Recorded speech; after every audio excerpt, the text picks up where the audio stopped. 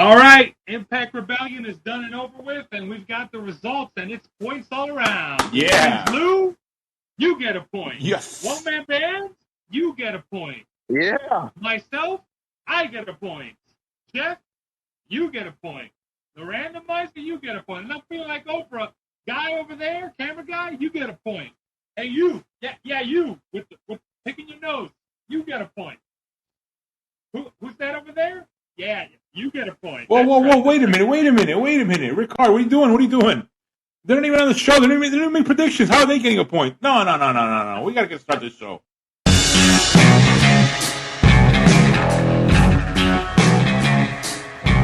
Welcome to TFS Battle Always known as the View Show Podcast. It's 24/7 Lou, and that's Ricard. Thank you listening. You get. Oh wait, no, I can't. And that's the One Man Band. Hey, I'll take the point. Yeah. You know what, folks? This is the wrestling podcast home of super fans slapping each other into submission with facts, opinions, and predictions. Also, the home of our most coveted prize of all, Goldie. This episode, you want to dedicate to? Oh, wait, hold on. Yeah, you're right, Lou. You cut me off there. This show is also the #1 podcast with by adult film stars, and we have a dedication for. Take it away, One Man Band. Today's adult film star shout out is going to be the lovely Argentinian Blondie Fesser. Hey, all right. Got a nationality confirmation. Yeah. So, yep, there you go, folks. Again, this episode we're doing a little bit later. Hey, where's the sound effect? Lou? Come on, I want to hear what Blondie has to say. I love it. You guys are so great. Damn right we are. Yeah. Good. Sorry about that.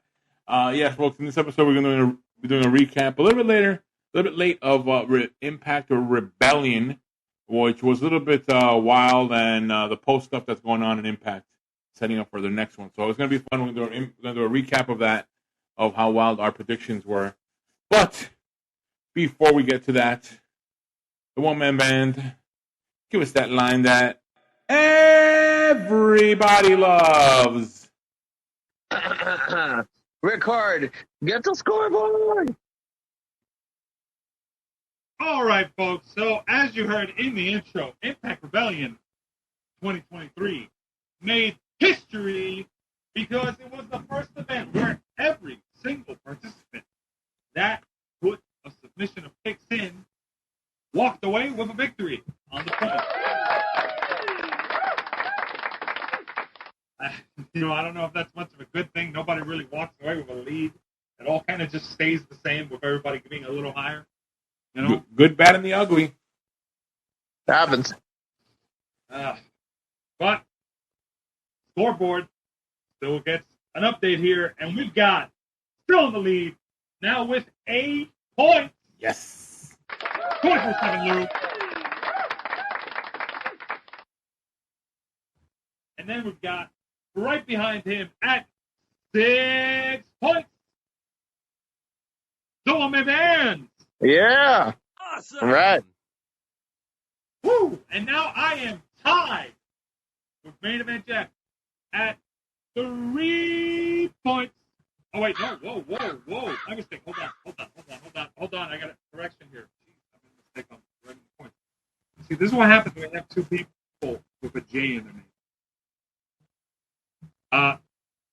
Main Event Jeff is at 4 points. Oh. He's still ahead of me. I was like, wait a minute, that's not right. He was ahead of me by a point. There we go.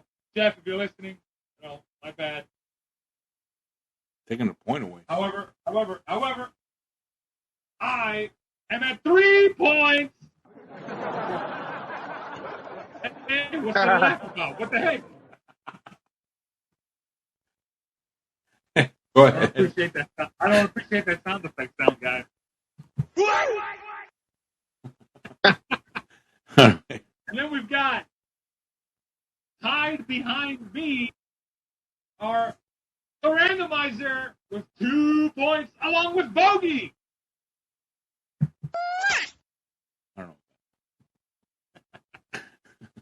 And then Behind them is JFU and Big Al at 1 point. One. One. And everyone else is at 0.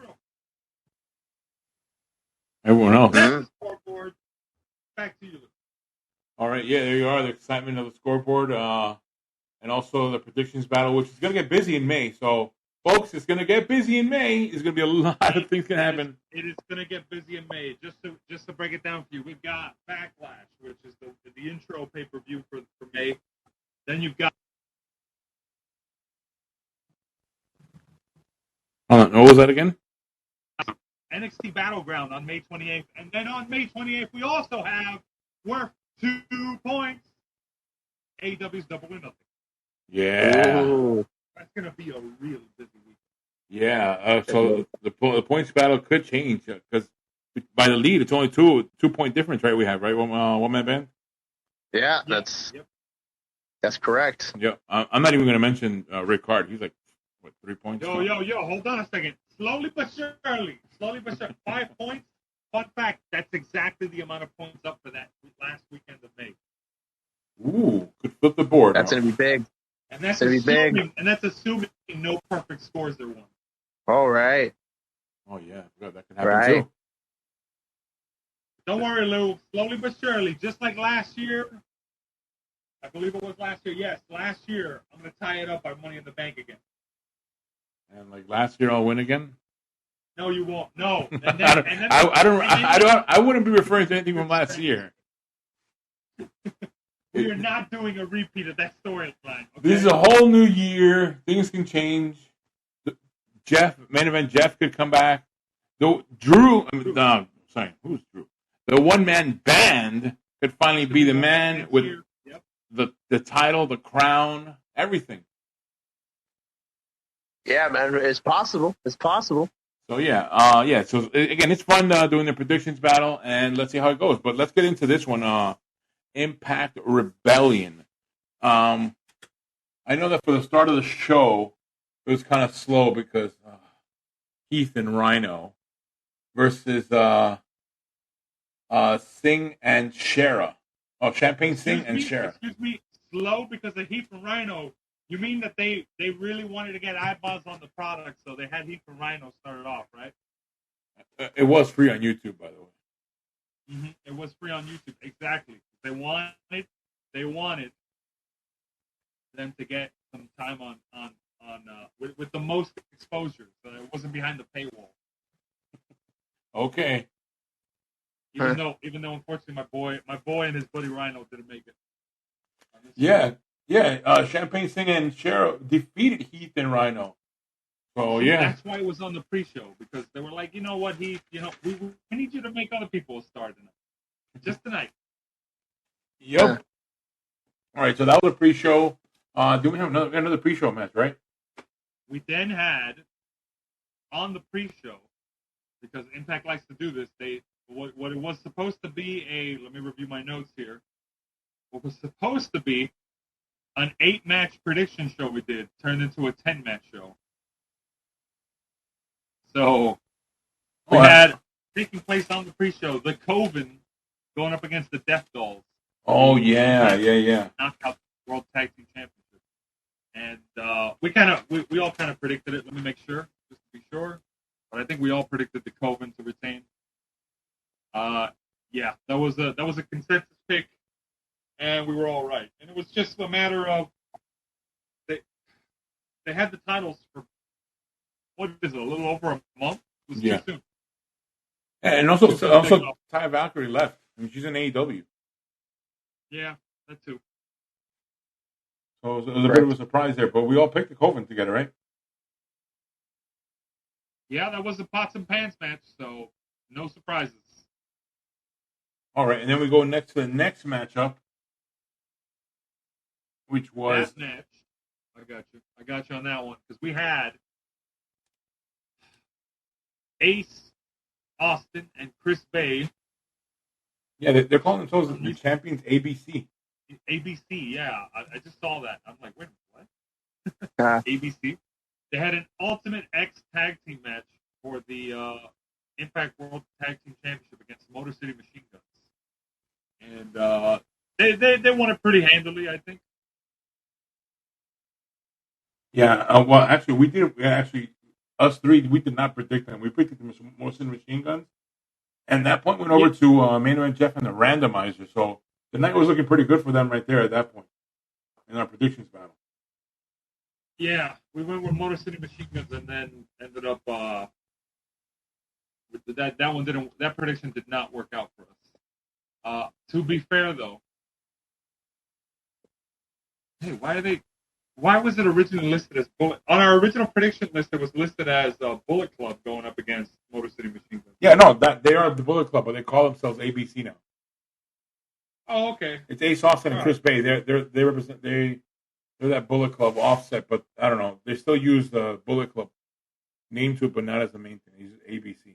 Yeah, that's why we went. I don't know. I don't know what we don't have the exact replay on why we made our choice, but I think I said Motor City Machine Guns because they've held the titles for enough time. I'm talking about Ace Austin and Chris Bay there. I'm pretty sure they've held the championship for a while now. So I just thought it was time. Yeah, it was Bullets versus Guns. And apparently, that's what you said. That was your line. I know that was my line. I'm glad you remember. And the Bullets won. That was great. Bullets. There you go. In the paper rock scissors of the real world, Bullets beat Guns. Egg beats chicken.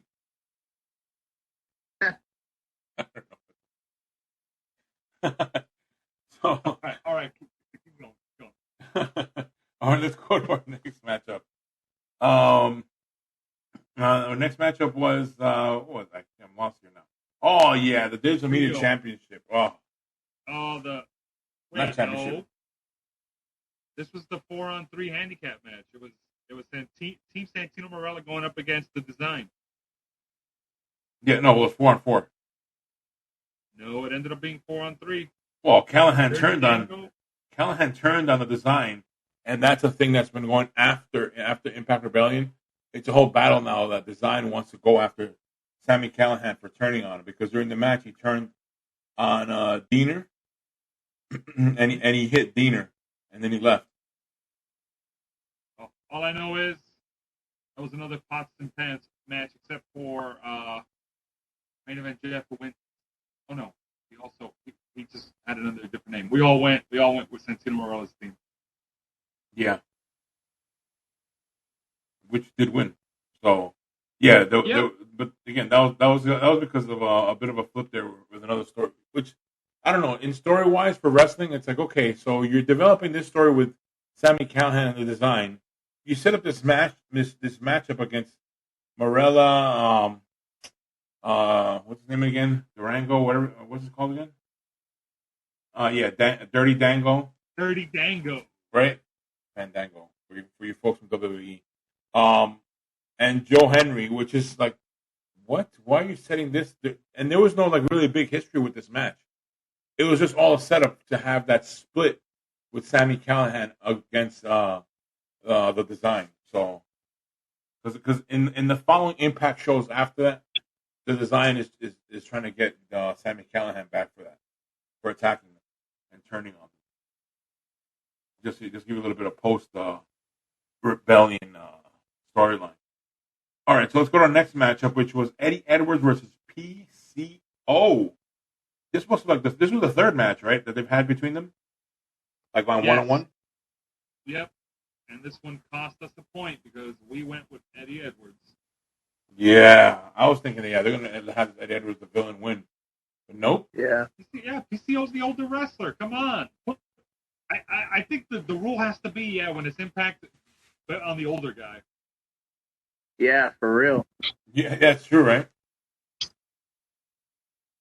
That feels like. So yeah, PCO came out with a victory over Eddie Edwards, which I don't get it. I don't see what the whole benefit of that is. Well, I see the benefit of it because it makes now PCO a number one contender to who we'll see at the end who won the main event match, which is going to be a thing for another show. So that's a little bit post Impact news on that one, on post Rebellion news. See, this is why we delay. It ain't because we're lazy. We want to know what the fallout is, right? Right, everybody. Right. Exactly. We all had our point anyway, so. Yeah, we all got our point. No one was in a hurry to get ranking. Yeah, because I'm still waiting for Cody to win that WrestleMania. Oh Lord. Don't hold your breath on that, man. You're gonna wait for a while. Oh my God! I'm on the edge of going off on that. Calm down. Hold on. Let me take a drink of water and calm down. We'll wait for the next. We'll wait for the next segment. Don't worry, we have plenty of time. There you go. Have a little bit of water. I'm calming down. I'm just gonna say in 20 years from now, I'm gonna turn it on and it's gonna be a horrible match. Anyway, Look, let's go to our next match, which was a banger of a match, by the way. Yes. Enjoyed this match. Which was for the three-way for the Impact X Division Championship. It was an elimination three-way between Trey Miguel, Mike Bailey, and Jonathan Gresham. Who, by the way, I've commented this before, and no shot against him, but I think he's losing his figure here. I don't remember. I don't know if he was just bloated or something, but like. Oh yeah, Gresham, right? Yeah, he looked a little bit. He looked a little soft with an AW there. Out there, maybe maybe an extra 30 minutes at the gym, man. I don't know. I'm just thinking that at the weight that Jordan Grace has lost and turned into muscle, he found it. Yeah, you made that joke. Jesus. Wow, man. Hey, John. We say this because we care. Okay. Just because you were gonna lose you got eliminated first doesn't mean you can't look good out there doing it. All right. Yeah, exactly. Which, by the way, yeah, he did. We all called it. He did get eliminated first. But that's only because Mike Bailey and Trey Miguel were on fire in that match. Yes. Oh. Another tough one to pick because how'd that one go? That one went. Well, that prediction was. What am I looking at here? All right, you went Trey Miguel. Randomizer went Trey Miguel. Main Event Jeff went Trey Miguel. I went Mike Bailey, and OMB went Mike Bailey. We had a lot of 3-2 splits on this. Wait, the randomizer went Trey Miguel? Yes. Uh-oh. Hold on a second. Is that? I'll take the points then. I'll redo it. I'll redo it just in case. We've already got it on the. Yeah, I thought it was. I thought they had picked. I thought it was like a 3-2. Mike Bailey. You guys had picked it. Oh, I might have it written down wrong. We'll double check it later. I have it listed as Trey Miguel, but maybe I miswrote that, and it was a different 3-2. Either way. Oh, it was. Yeah. Okay. Wait. I had it. Jeff had it, and so did the randomizer. Yeah. Okay. Sorry about that. Yeah. What the heck? What are you trying to do? Give the randomizer extra points so that you lose the lead? No, I don't want that. I'm just trying to double check because I'm something on my notes, and I went back to the predictions number. The predictions that were made. This guy casting doubt mid-recording. Hey, I'm just double checking just to make sure everything's right. One thing that isn't in doubt is that match was arguably the match of the night, in my opinion. Yeah. Match of the night. And it didn't even go that much longer than any other matches on there. All these matches except for Hardcore War were under 18 minutes. Hardcore War was the longest, going 25 minutes and 15 seconds. Hold on, I want to ask you and the one-man band the question. Okay. Did you guys learn your lesson on Trey Miguel? No, I did not. I'm going to go. He's got to lose it eventually, all right? I'm going to be right eventually. Yeah. Hey, God. I ended up being right that one time about Edge, and then I continued to have to learn that lesson again. Yeah, sorry, one-man band. I had to ask it because both of you guys went Mike Bailey, and it's Trey Miguel. Trey Miguel's stronger than Mike Bailey. Look, Mike Bailey looked good in that match. All right, I really thought Speedball had it, so I stand by my decision. I think he will get it eventually. Yeah, I'm in agreement. All right. Just asking. A little bit of curiosity for my predictions battle, psyche. All right. We gotta talk about Hardcore War. Oh yeah, go ahead. Because that match was nuts. Oh, how do we start? Do we just all right? So Stabler. to break down the type of match it was. how it goes is team captains come out last. So Tommy Dreamer and Bully Ray would be the last two to come out for their team. And it's kind of like War Games without two rings and without the cage. So people do come out as the match progresses in regular intervals. People have an advantage. And Tommy Dreamer's team, I think, was the first one to have the advantage. Hold on, I want to ask you a question. Have you been to like a live event where they have a steel cage? Have I what? Have you ever been to a live event, WWE or any other company, where they have a steel cage? Actually, I have not. How about not. I imagine it's annoying to see through the mesh. Yeah. How about you, the old man band? Repeat the question one more time. What was it? Have you ever been to like a live event where they have a steel cage? No. In fact, I've only ever been to one live wrestling event. I know I feel terrible, but it wasn't anything of that. It was like I told you, 2016 with Ring of Honor, the War Memorial in Fort Lauderdale. Okay, yeah. Okay, now the only reason I bring it up is because I was just thinking about how you said similar to War Games, and in the two rings. Yeah. Well, I mean, I know it's kind of gimmicky having the two rings and all that stuff, but like, really, what do we need two rings for?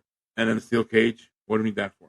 Because this match proved like how you can have that and have the excitement. You can have that and have an amazing match with it. Not only that, it's more violent because they bring out weapons as they come out. Yeah.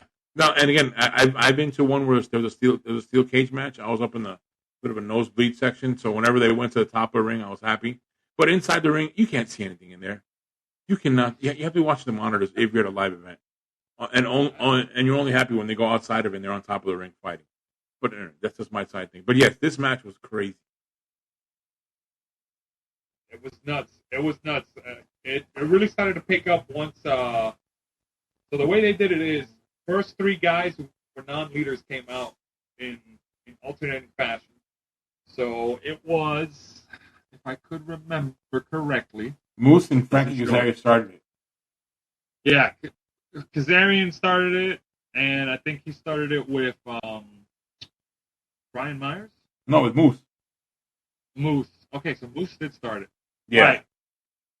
We reached the point where basically Brian Myers then Myers comes in, and Moose were in there, and they were going up against Gujar, Kazarian, and Nakamura. And then when Killer Kelly came out, she went out there, and her weapon of choice was the staple gun. So you had, and I'm trying to remember. I'm pretty sure it was Brian Myers grabbed her, and did he get staple gunned in the leg or the arm? Someone got staple gunned in the leg. Yeah. Someone got staple gunned, I think, in the arm or in the head. And then Moose went to go powerbomb her, and Killer Kelly staple gunned Moose in the balls, which Moose keeps doing that spot, and it looks like it hurts. Props to the Impact crowd. They're the only crowd out there that just can do the "you sick fuck" chant whenever that happens.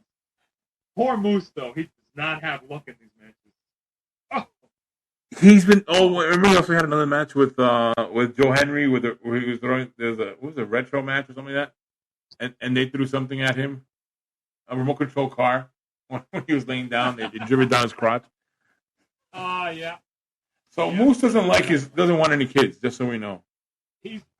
I mean, props to the guy for being able to put himself through that, but man, in reality, if that was real and someone hit you with a staple gun in the balls, that would take me out. If they were me, that would take me out. I wouldn't. I was in pain watching them.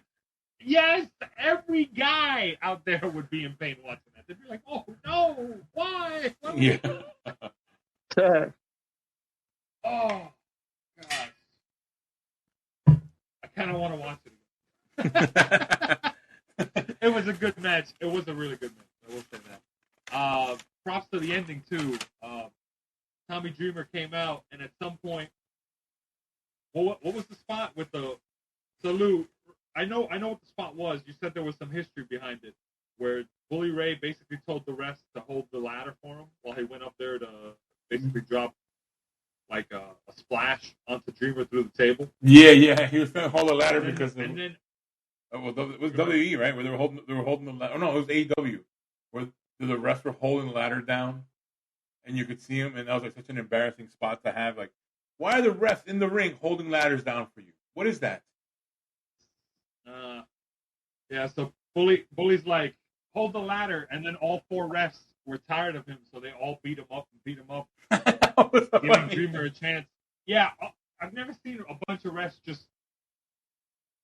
gang up on a wrestler like that. Yeah, he was in a circle. They all just jumped in the middle. He was in the circle getting beat up by the refs. And I'm just like, man, they really don't like Bully Ray.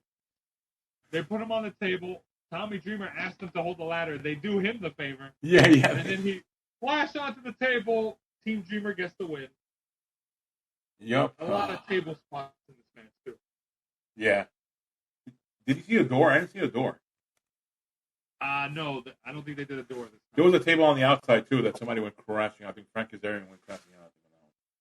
Yeah, and I think, didn't they, like, misland or they got their cue wrong and they landed awkwardly on it? Yeah, I don't know if it was the back of his neck or his shoulder or something. He landed a little bit awkward.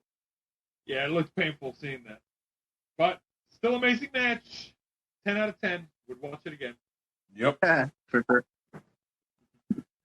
Yep. Then we had next match. We had the dual main event for the both vacant championships, Impact history. First one was Steve Maclin versus Kushida,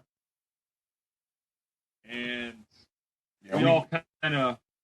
This is what started to put us back on the winning streak here, to be able to tie up the score, because we had main event Jeff and the randomizer pick Kushida.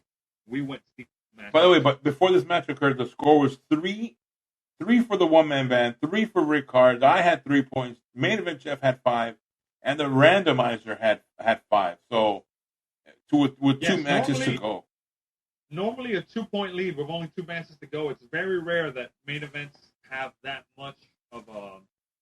It's very rare that the match before a main event and the main event, the exact number of points needed is exactly what's up for grabs, and we have everybody's like split on the decision exactly down the way it needs to go.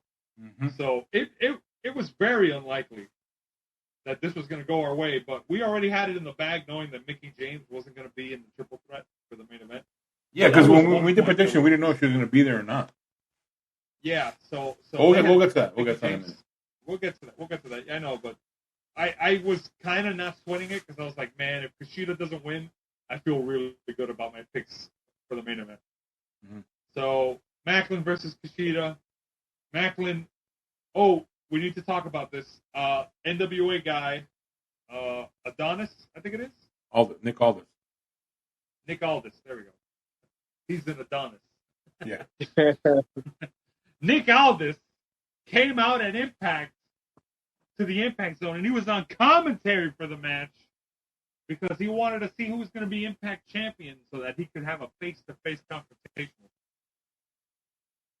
Yep. And more on that after the match, because after Maclin won, there was a big thing about it where he said he asked for the Canadian guy to come out and put the belt around him.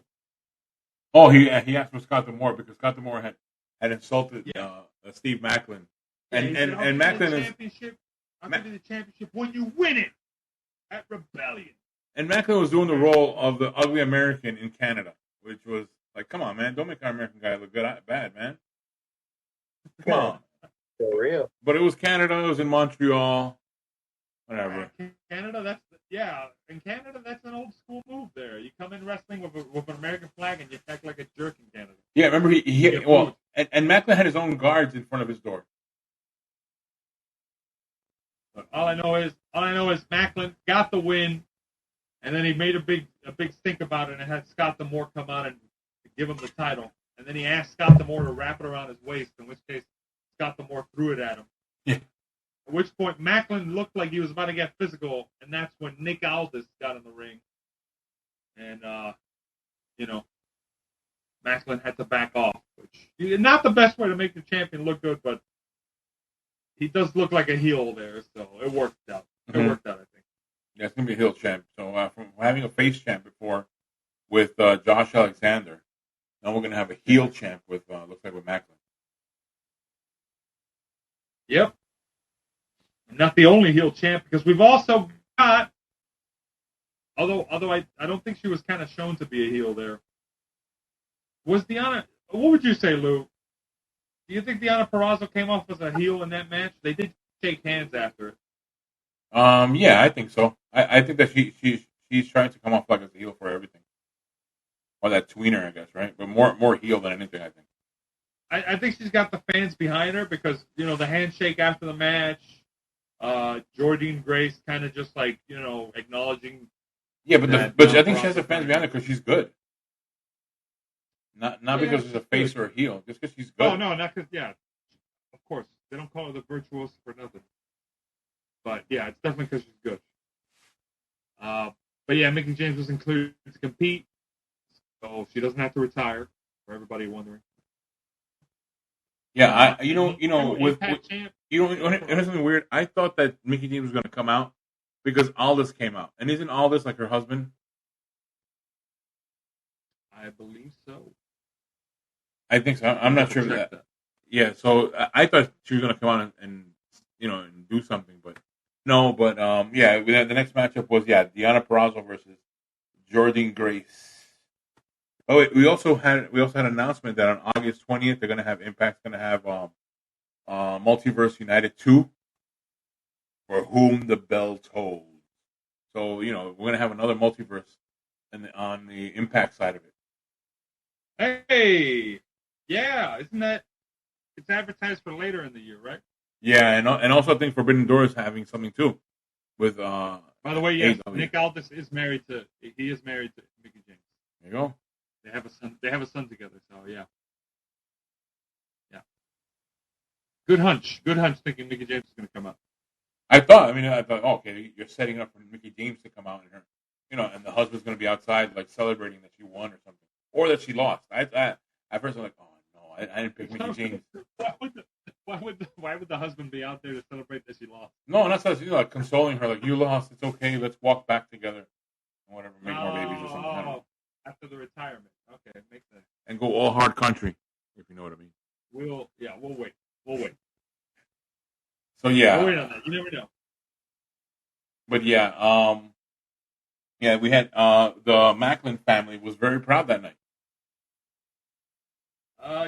Basically. Macklin Purrazzo household was a very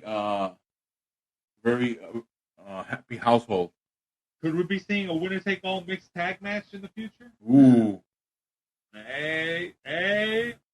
No, they'll just create another tag team division, like some other championship, like some other company we know, which takes us to what we'll talk about in our next segment. All right, Lou. Yeah, way to really force that segue. That being said, Impact Rebellion rebelling against the scoreboard because it decided screw everybody getting a point. Rather, screw one person getting a point or one wheel getting a point. Everybody gets a point. Everybody got a damn point. Sucks. Hey, sucks for you, but I went from 0 points to 3 in 1 month, so I'm pretty good. Oh, you're right. So makes it even worse.